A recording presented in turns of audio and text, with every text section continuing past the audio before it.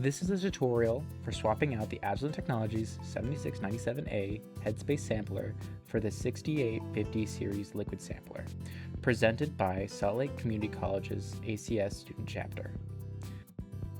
First, set the ambient temperature of the inlet to 30 to 40 degrees Celsius before proceeding. This is to prevent any kind of burn injury when swapping. Then turn off the helium. Then turn off the headspace. After you've turned off the headspace, unscrew the 8 screws of the panel using a torque, also known as star, screwdriver.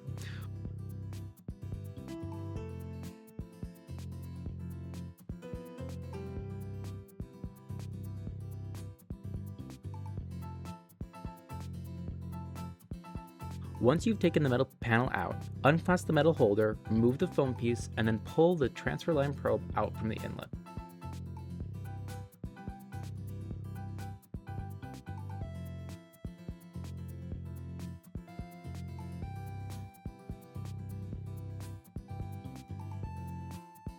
Make sure to gently guide the transfer line probe straight up as to not bend the column. Then set the transfer line probe out of the way.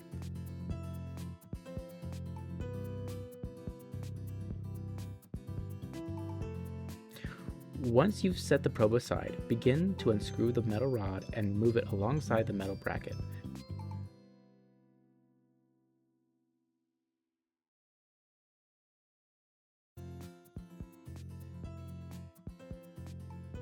Then unscrew the green headspace strain relief nut.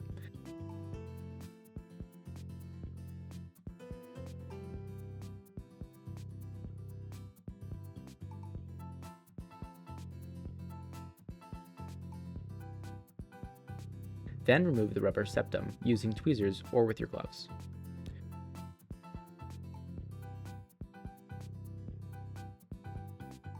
Once the rubber septum is out, use the wrench to unscrew the insert weldment to gain access to the inlet liner.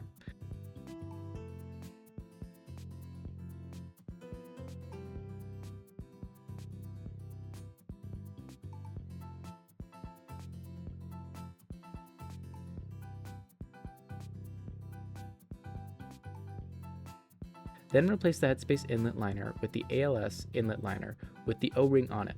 Put the inlet liner immediately into the container to reduce damage.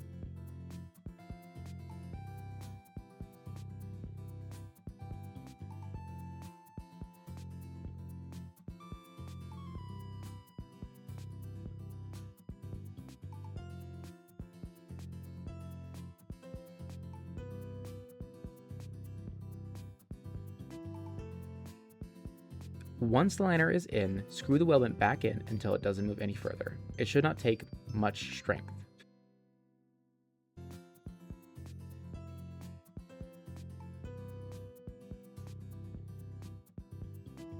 Then replace the rubber septum.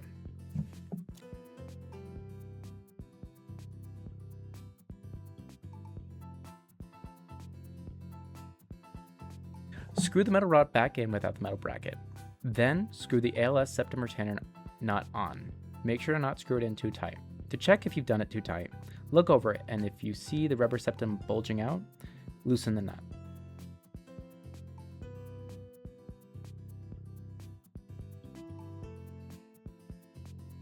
Once you have the ALS nut and the metal rod screwed on, screw the metal paneling back in, and then simply place the auto sampler on the metal rod and plug it into the back. In order to make sure it runs correctly, first close out of ChemStation, then navigate to Agilent MSD configuration, then select the GCMS ALS configuration as shown on screen.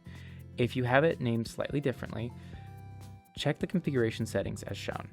After saving and closing, you should be able to run the MSD ChemStation. And that should be it.